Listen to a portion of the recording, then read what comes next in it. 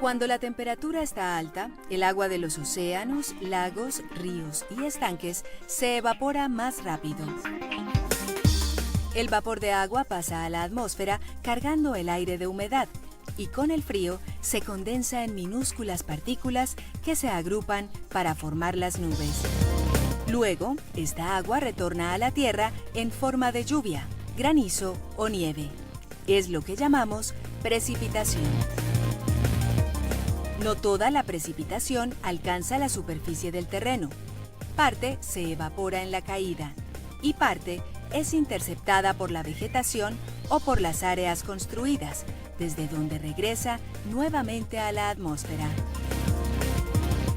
Una parte del agua que alcanza la superficie del terreno queda retenida formando charcos o se desliza hasta arroyos, quebradas y ríos. Otra parte puede infiltrarse para humedecer el suelo desde donde es aprovechada por las plantas o descender más, dando lugar a lo que se llama recarga. Es esta última porción del agua la que llamamos agua subterránea.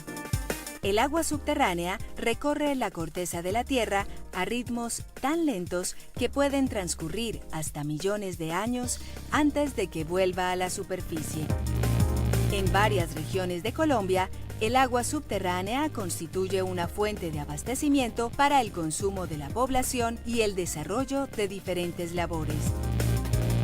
En el Valle de Aburrá existen más de 400 pozos y aljibes, desde los que se toma agua para abastecimiento doméstico, producción de bebidas, lavado de vehículos, entre otras actividades. El agua subterránea, en un ambiente intervenido por el hombre, se ve amenazada en su calidad. Durante la infiltración, el agua puede disolver las sustancias con las que entra en contacto, contaminándola, volviéndola inutilizable y poniendo en riesgo la supervivencia y bienestar de las formas de vida que dependen de ella.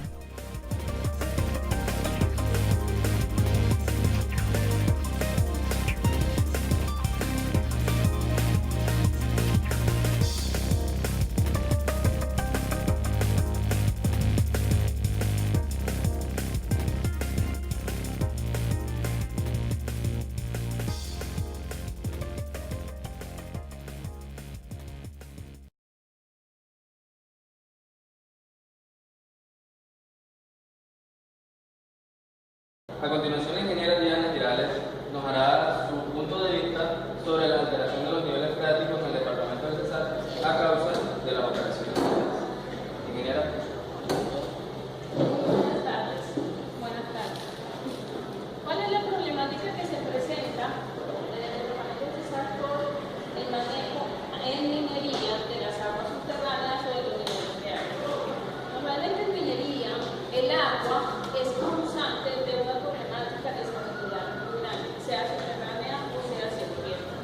¿Esta problemática cuál es? Estabilidad. Por la presión de poros, por el aumento de pesos y una serie de problemáticas que hacen que los terrenos puedan colapsar, puedan producirse deslizamientos.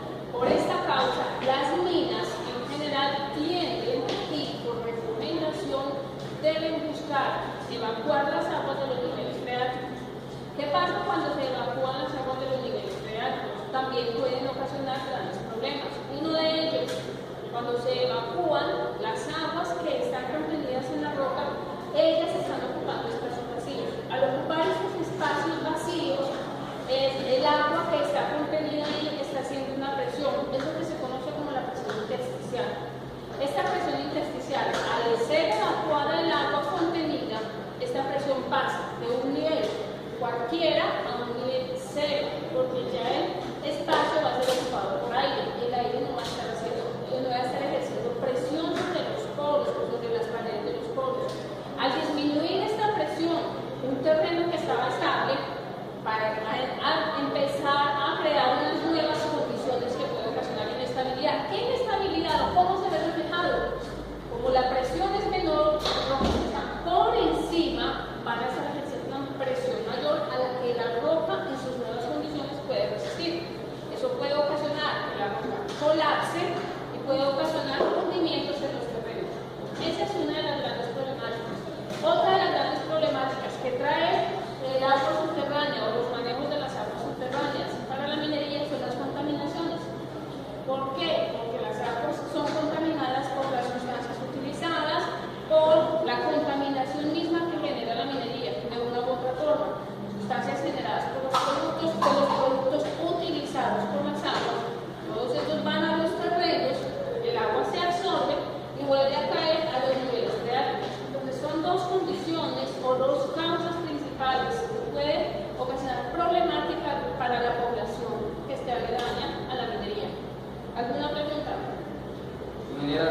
¿Qué pasa cuando en el momento de la explotación encontramos un acuífero importante en el manto de material que se está extrayendo?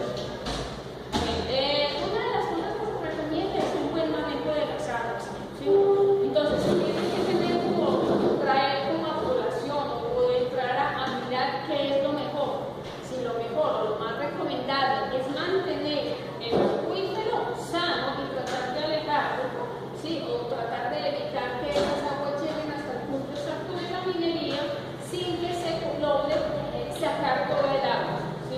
Si el agua es suficientemente representativa, o hacer evacuaciones constantes de manera que no se baje totalmente el nivel freático. Lo importante es que el nivel freático no haya un abatimiento total del nivel freático. Eso es lo importante. Ingeniera, ¿qué puede pasar si llega a un punto donde el nivel freático llega a su límite, a su tope, donde es mucha la escasez, es muy representativa la variedad del Cuando, a ver, los niveles freáticos siempre van a ser variables, depende de varias condiciones. ¿Sí? El nivel freático siempre va a tener un surtidor. Ese surtidor, ¿sí? Cuando es normalmente el clima, va a tener sus altibajos.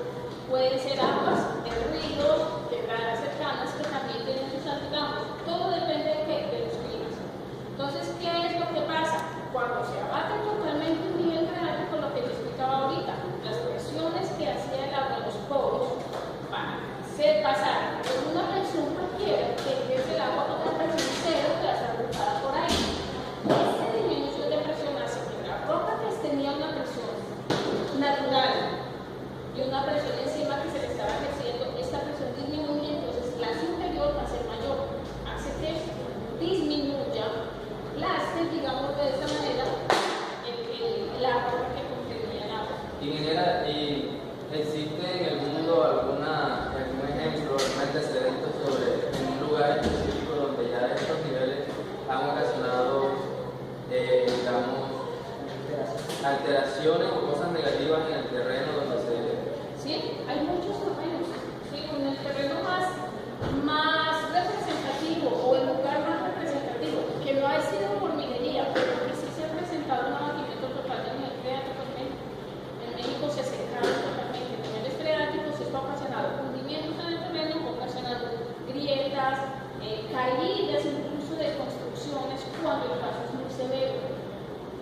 La sequía también no se considera a nivel de que van a construir freático. Claro, por eso decía ahora que los niveles freáticos tienen sus altibajos, eso depende mucho del clima.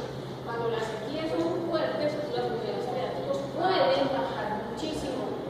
Y en épocas de mucha lluvia, los niveles freáticos se sobresaturan, ni siquiera hay una saturación, hay una sobresaturación de los niveles freáticos.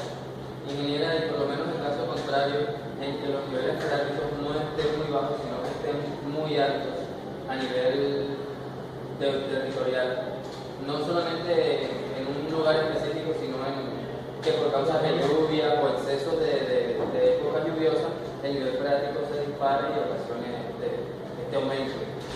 A ver, eso depende de si las personas están utilizando las aguas subterráneas. Si las personas están utilizando las aguas subterráneas, lógicamente que van a tener caudales mayores y van a tener mayor abastecimiento de agua.